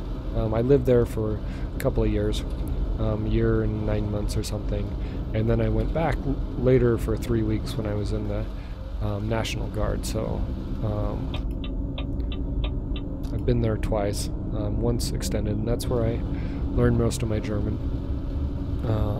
And then forgot much of it before I went back the second time, and then I've forgotten even more of it today. So, you know, that's just the way it is with a foreign language that you don't get to use. I love the German language, but Spanish would give me a chance to use it more often than German does, so there would be that advantage, I guess. Okay. Oh, I'm kind of getting up there in speed now, huh? Let's go ahead and set for 84 and not get ticketed. Oh, I am now hopping on the 9 towards Berlin, right? That's what it's going to be. Yeah, 9 towards Berlin. So 9 towards Berlin is going to be our turn right here.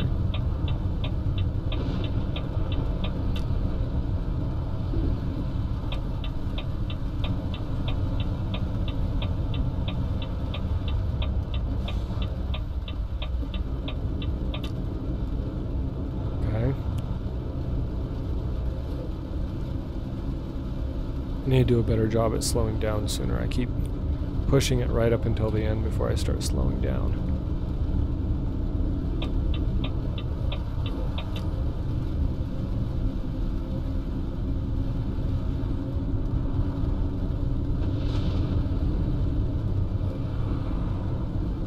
Okay, so we're going to be on the 9 now for a while. This is a beautiful rainstorm. So an experience I had when driving on, now it wouldn't have been the 9. When I was in Germany, I was on a trip one time from Frankfurt to, where was I going? I was going towards, I went past Mannheim on that trip. Probably a place that is not shown on this map right here, actually. No. Yeah, it was, oh, what is this city right here? Anyway, it's right near the French border. Anyway, so I was going down here, and it would have been in this area somewhere. So on the Fumpf, probably the 5. So I was driving along. I had a little Opel Corsa, and it was at night, and we're driving, and I'd been messing with stuff, whatnot, and hadn't thought a whole lot of it. And then we're going along, and I was like, okay, my exit's coming up. And I think we were exiting to Mannheim, actually, is where we were exiting to. I was like, okay, our exit is coming soon here. And so I was looking, and I was looking, but I couldn't see. I just couldn't see very well. I had my headlights were on. I even had my brights on, and I just couldn't see very well. And so, I'm going to drop it a little bit here. Anyway, I couldn't see. Anyway, and suddenly there was the exit. And so in this little Opel Corsa, which for those in America is a little bit similar to a Geo Metro or something like that, you know, a subcompact car, just a little bitty car. And in Opel is the GM brand in Europe, so, you know, it's kind of like a Geo, what did I say, a Geo Metro. Yeah, so something like a Geo Metro is about what I would compare it to. So, and suddenly there was the exit just right there, and I was flying along at, you know, 120 kilometers an hour or something like that, just going. Maybe it wasn't that fast at that point, because with an exit coming up, oftentimes they put in a speed limit, a Geschwindigkeitsbegrenzung, and so I might not have been going that fast, but I remember I was going pretty, you know, I was going the speed limit, and suddenly there was my exit. And I hit those brakes, and I hit my turn signal, and dived in there, and it was this little bitty, just narrow, hairpin exit. And I was sure I was going to die that time. Now, interestingly, at the time, I wasn't sure I was going to die, because the way I work on my adrenaline is, oh, that's okay. Sorry, I was a little bit confused about the way my cruise is not slowing me down as much as I thought. Okay, so we just stay on the 9. Anyway, so I went on the little hairpin turn, and to its credit, the Opel Corsa tracked like a charm, just right around that corner, and came in. And the guy I was riding with, we were sitting there like, man, what happened here? Why can't we see? Because I've got the brights on, it's not raining. Oh crap, this is not our exit. Telling a story, got distracted. Anyway, so it was, I mean, it wasn't raining, it wasn't foggy, it wasn't anything weird, we just couldn't see. And so then as we're driving along, we're like, okay, we got to keep our eyes open. And then I realized down there on the left, stuff that I had been messing with earlier, there was, and it is time to go down a gear or two. There was a little dial, and what it did is it aimed the headlights down for fog.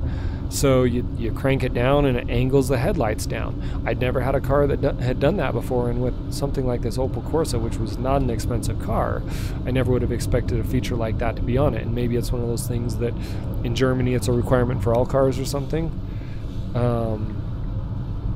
But I saw it, you know, and we turned it up, and those headlights came back up, and we could see like 5 times farther than we could see before.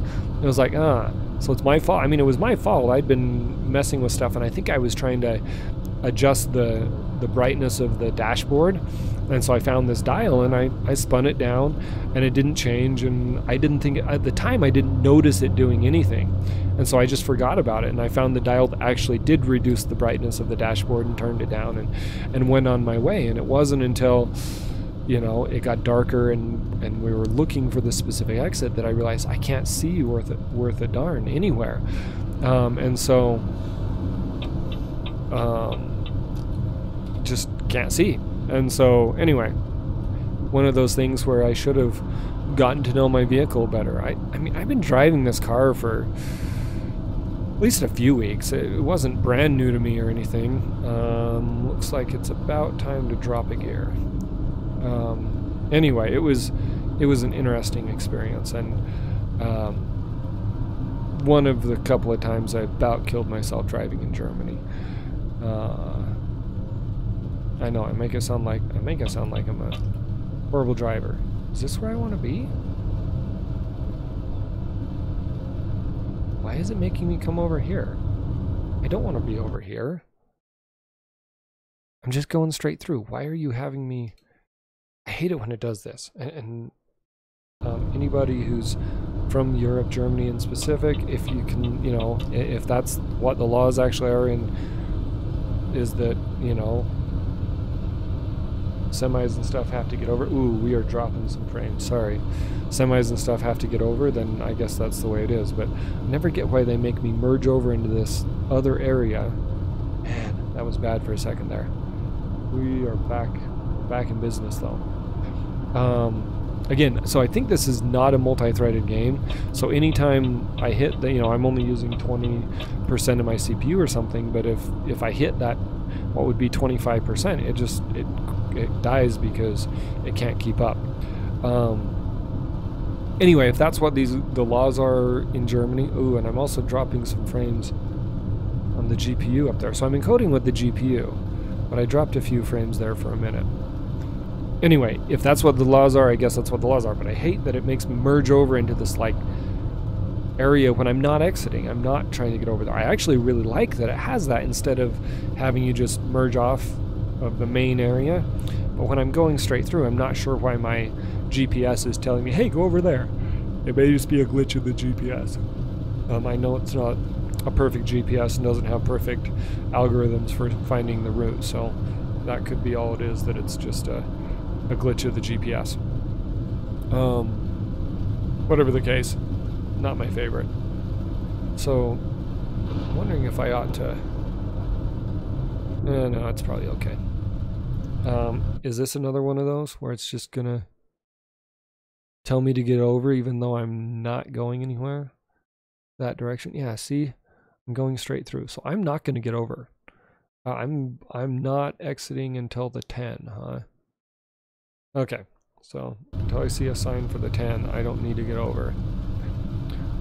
Anyway, I think it's just a glitch in the GPS, and I think they said that with the Italian or New Mexico DLC, actually an American truck, they've changed up the algorithm on the GPS a little bit to do better pathfinding.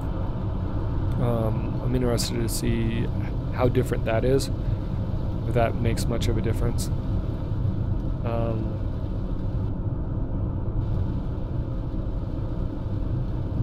And if it's better. Now, if better means that I wouldn't have gotten to drive on the awesome windy Italian Alps road that I got to earlier, maybe that's not actually better, sorry. My laptop is trying to go to sleep on me here. Maybe that's not actually better at that point, but we'll see. I know I don't want to end up necessarily on the little squiggly back roads like I did on American Truck, over by, I'm trying to remember if it was down by San Diego or where it was, but that one was problematic.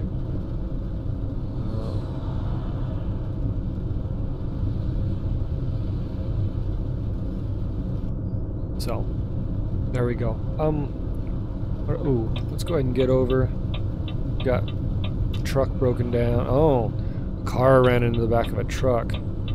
Glad that was not me. I mean, I might run into the back of a car, but that's kind of different. So, Leipzig, Berlin, Leipzig, and Dessau this way. Magdeburg, Halle, and Leipzig that way, huh? And I just dropped some more frames. Huh.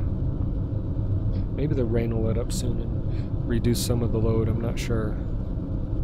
Looks like it's kind of letting up. I'm gonna go ahead and slow up my wipers here. Yeah, I think we're gonna come out of the rain in a little bit. Time is 8:30 a.m., huh? So if this rain lets up, I could go ahead and turn off my lights too. Ooh, Joseph B just brought in almost 6 grand, huh? And driver Joseph B has leveled up. Go Joseph. I do like this mod, and actually top and bottom, I think I'm gonna like the bottom one better. but top works great. I wouldn't say that either one is necessarily inherently better. I thought I'd like the top one better because there's nothing at the top of the screen anyway, so then it's not blocking stuff at the dash, and maybe for that reason I'll leave it up there. I'm up to 77,000. Cool. I wonder, this is not really exciting, but I'm going to see if I can pay off any loans at the bank real quick. Nope, I'm down to just the one loan, huh? Okay, looks like I've got a slowdown coming up. Since I don't need to get off, I'm going to go ahead and merge over. And, oh, it's a construction area. Okay.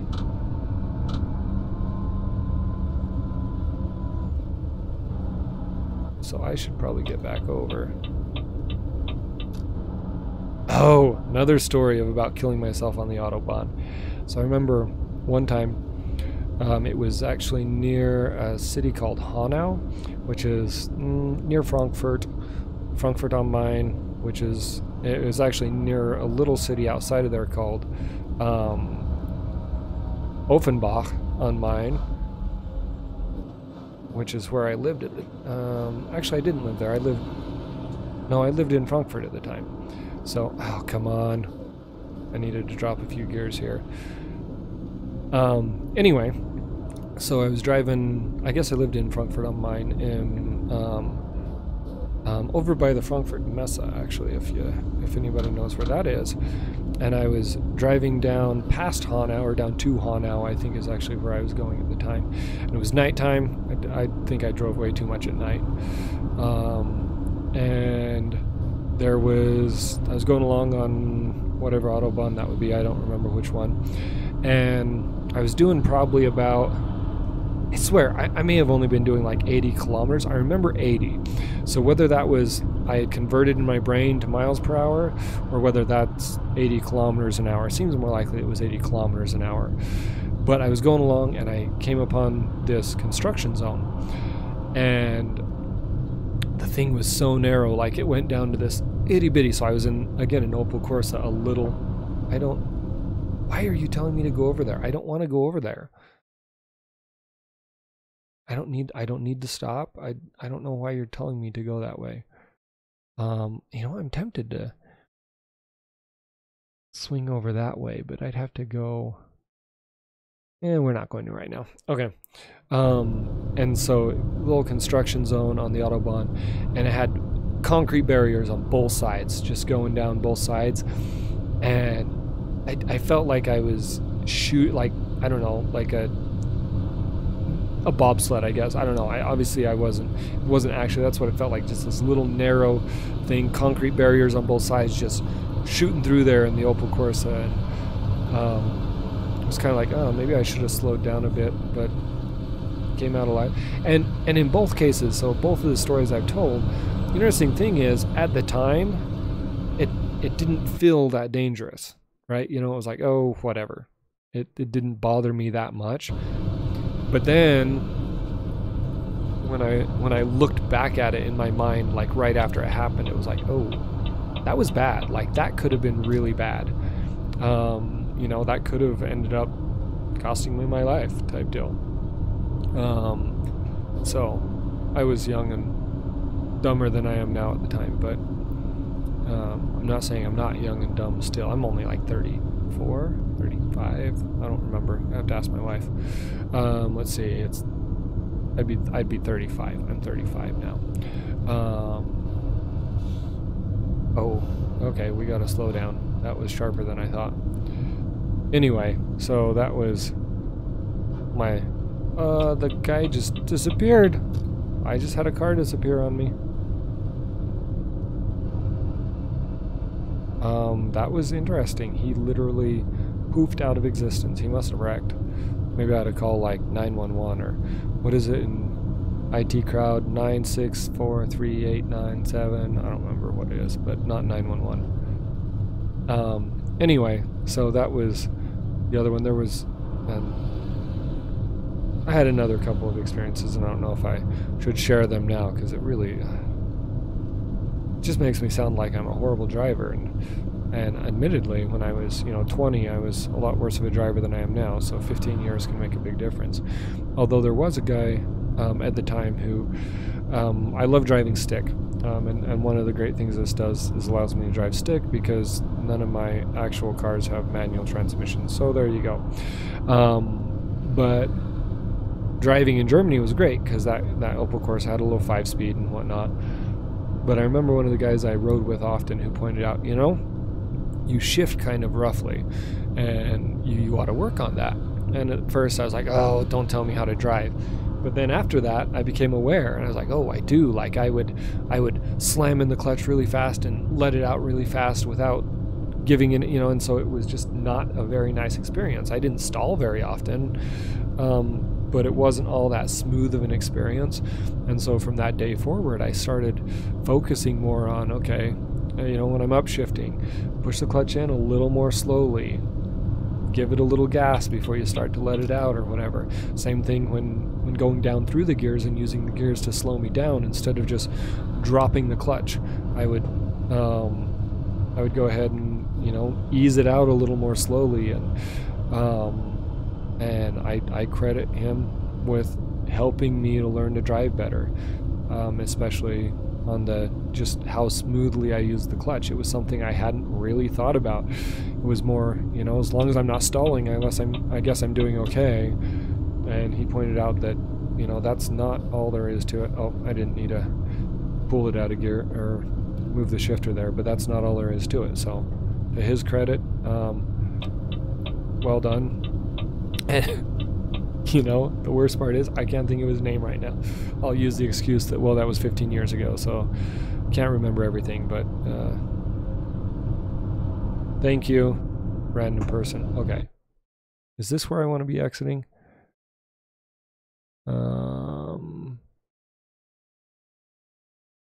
See, it's doing it again. I'm just going straight through. I don't need to get over.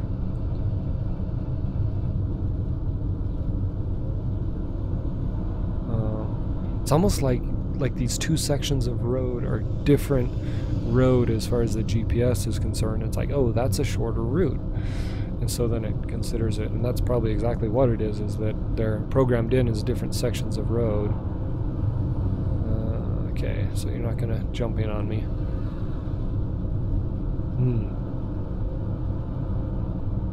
But anyway, so I miss the Autobahn. That was a great experience driving on the Autobahn.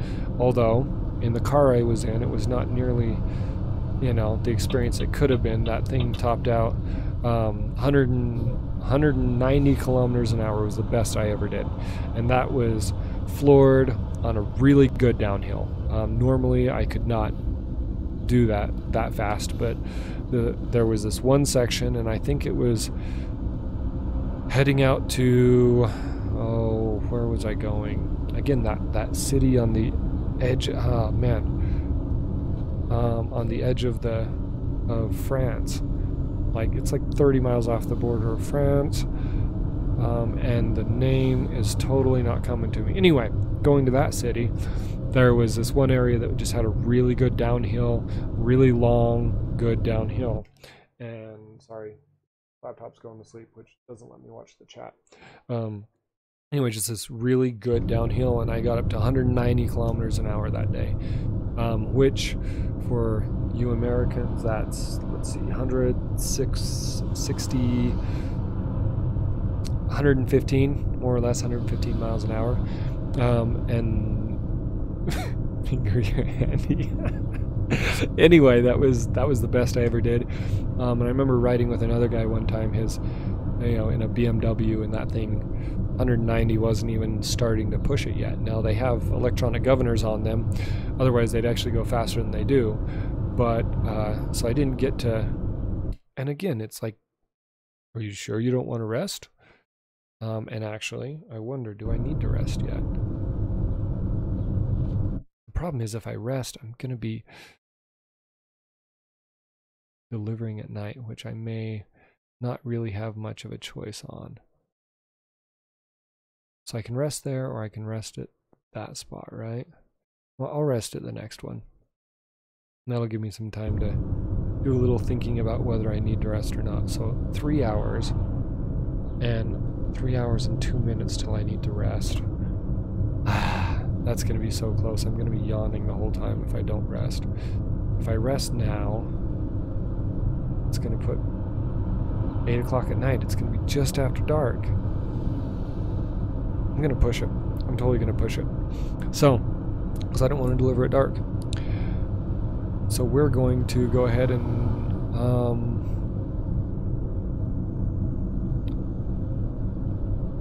see if I'm going to get a ticket for going 85. So if I can squeak in under that 2 hours and 42, 2 hours and 50. I might make it. I might make it with enough time to do delivery. So that means, is this our?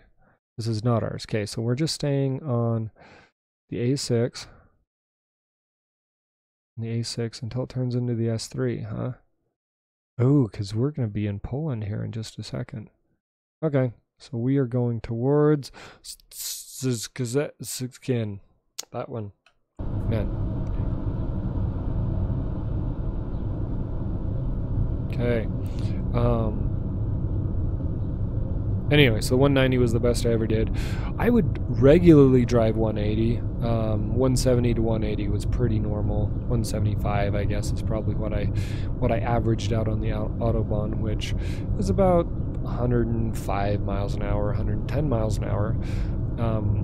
Got you places pretty quickly. Also, ate a lot of fuel, but I didn't pay for the fuel because of I didn't. It wasn't part of my cost, so that wasn't such a big deal, and I didn't worry about it too much. Although, you know, a 1 liter three cylinder can only suck so much fuel, no matter how hard you push it. But anyway, so regularly driving over 100 miles an hour on the Autobahn was a great experience.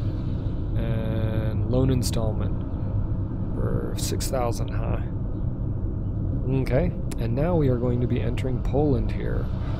My guess is we're going to end up with a new speed limit, so I'm going to slow down just a bit until I figure out what that is. And what does that say? Welcome to Poland, huh? Oh, okay, it's saying in different languages. Good. I was going to say, would it really be in English? But I guess they've got it in Polish as well. So that makes sense. Oh, that's pretty cool. Got a little bit of a construction zone there. Okay, we're gonna go ahead and speed up again.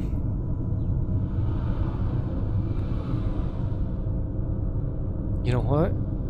I'm gonna be delivering really early, like a day early, because if I remember correctly, they were expecting it Thursday night. Yeah, they're expecting it Thursday at 1 a.m. to Thursday at 5, which means Wednesday at what, 4 is going to be really early. Hopefully, I don't think that's a problem. Maybe I'll get extra credit or something. We'll see. But that means I made pretty good time, despite, you know, rolling my truck. Other than that, things went pretty well. So, and now I am in a new area and really having a hard time reading signs because they're all in Polish, so we'll just make it through here. Oh man, okay, I am doing a picture. We are doing a picture here. Photo mode.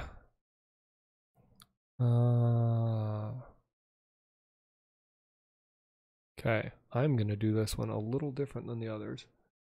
Instead of looking back at the truck, we're gonna look forward from the truck. Or we could look through the truck. Nah. I want to get that. We're going to go up. There we go. Look at that. That looks pretty cool. I'm going to get rid of the blur, or at least most of the blur. Do I want to get rid of all the blur? Actually. Okay, if we get the blur up here, I put the focusing plane.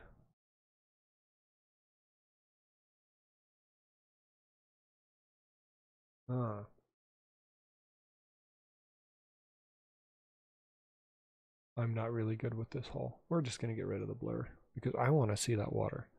I want to see everything in, yeah, let's do that. And bring it this way just a bit. And up a little more. Down a little more. We will do that. Cool. Well, I have not been to this part of Poland in the game before or in real life, so you know, at least that matches. And we are going to go ahead and start slowing it down a little bit. And I'm going to... Still got 1,000 miles left on my tank. I thought I was going to be close to... I must have been doing really well on fuel because... Oh no, I filled up. I filled up, that's right. Nope, and I don't need these anymore. Okay. Anyway, coming into, let's see if we can say this, Gdansk. Yeah, I cannot read Polish, so we don't need to be on that one. And we've got some kind of construction zone coming up, so we're gonna turn off the cruise. Or we don't have a construction zone. I thought we had a construction zone. Apparently, it was just lying about a construction zone. Hey, people.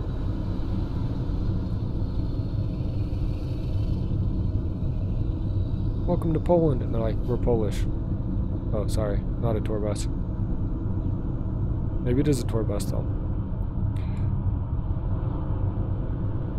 Looks like the tour bus we rode on when we were in Germany doing Nuremberg and Regensburg and Neuschwanstein and all that. So, you know, except it probably was different colors, but I would think that's a tour bus. I could be wrong, though. And now I'm going to start yawning. Got 1 hour to go, and I have an hour and a half to go on my sleep. I will be okay. I'll yawn a lot during the delivery, but I should be okay otherwise. So that means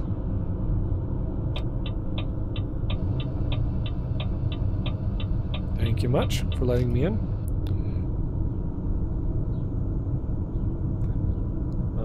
We should be coming up here pretty quickly. We are going to slow that down a bit. Last thing I want to do is roll this trailer again, not roll another trailer. Hey, that's a cool bridge. And I'm kind of going off on the right over there, huh? Oh, that was my engine brake for a second. It's like, why is it engine braking? Okay. Man, this is cool. And this is my exit. So let's roll on the retarder. We're going to go to 5 low. And we can probably roll off the retarder now. I love having the retarder.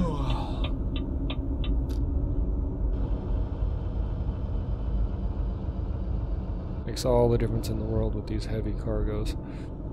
Again, this one isn't really heavy, but it's kind of heavy. Okay. And of course. That was close. He thought that was close too. Are you gonna let me in? He's like, yeah, you're kind of sticking out of my way here. Of course I'm gonna let you in.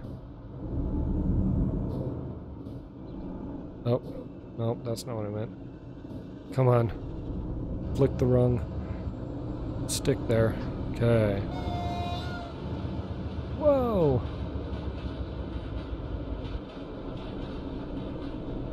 And the GPS is telling me to go the wrong way on a roundabout.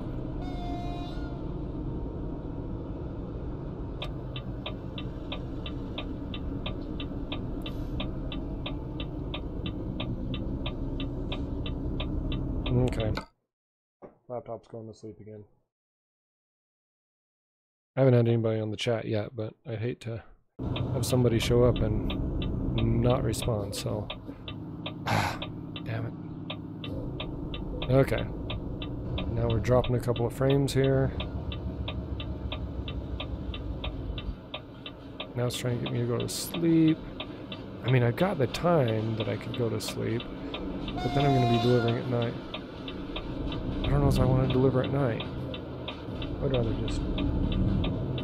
I've got 25 minutes. And I've got 43 minutes. Something's making some weird noises here.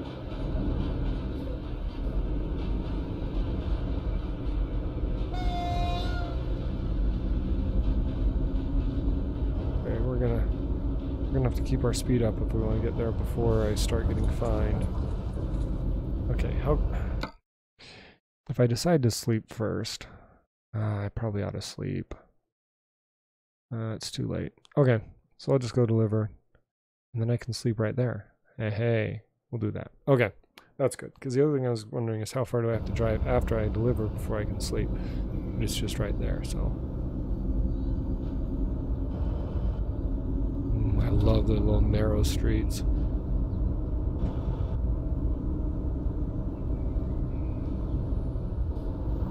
Gotta keep my eyes open though.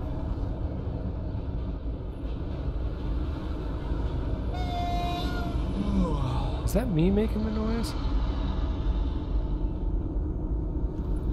Because it seems to be following me.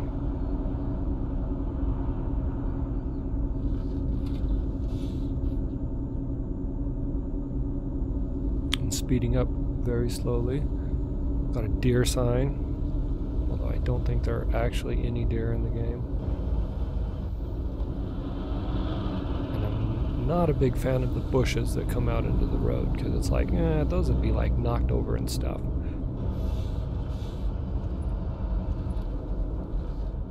Going to 4 high.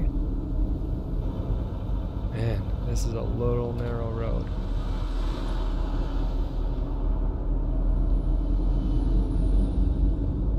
Okay.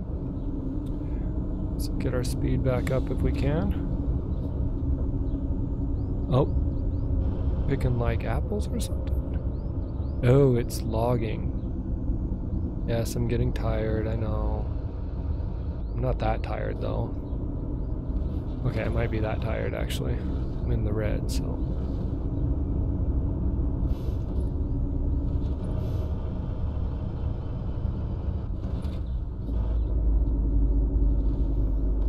Spinovetsky or something. Cool. Man, this has some really cool areas. And this is not my turn. I guess it's not a turn anyway. Thought that was a turn, and I thought it was my turn, but it's not. One more roundabout and I'm there.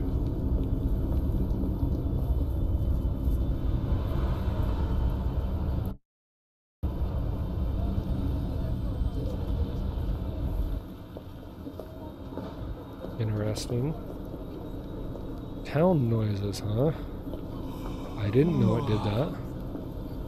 And I am kind of overriding on that trucker curtain there. Thought for a second that I was like getting somebody. Oh, that's my spot.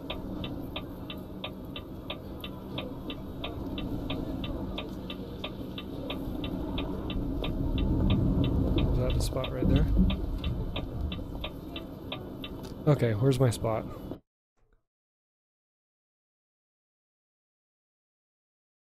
Okay. Let's just hop out real quick. So I've got a mod on that takes away... Oh, I just got to deliver right there. Okay. So...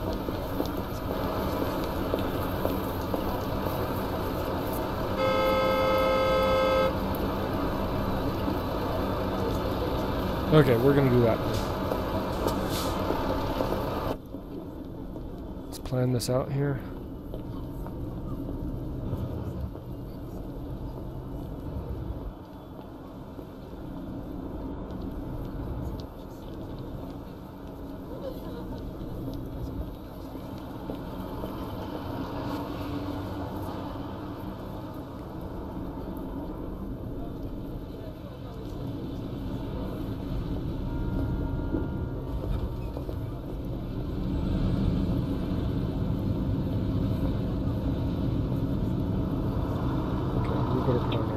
Here.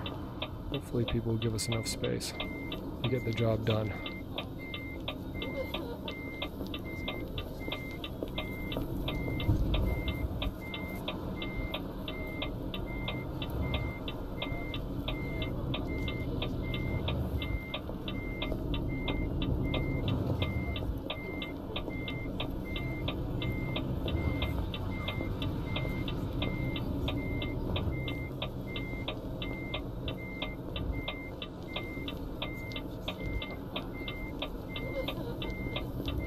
We are going to do this. I'm almost getting it on our first try.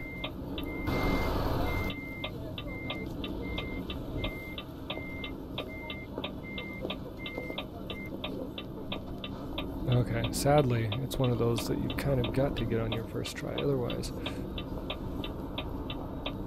Okay, so now, if I crank it even harder.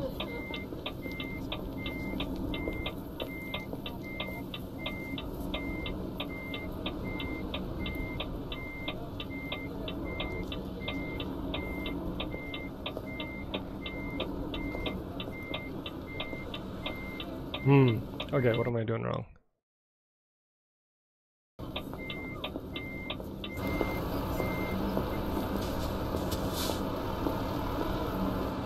Okay, I see what I'm doing wrong. Okay.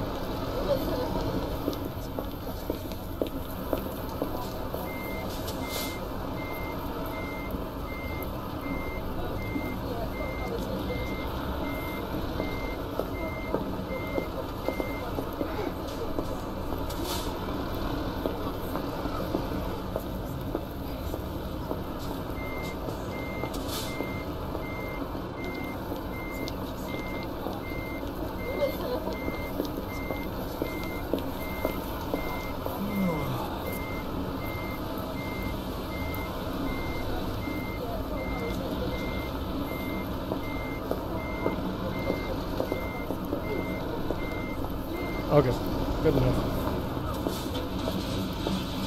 We did it.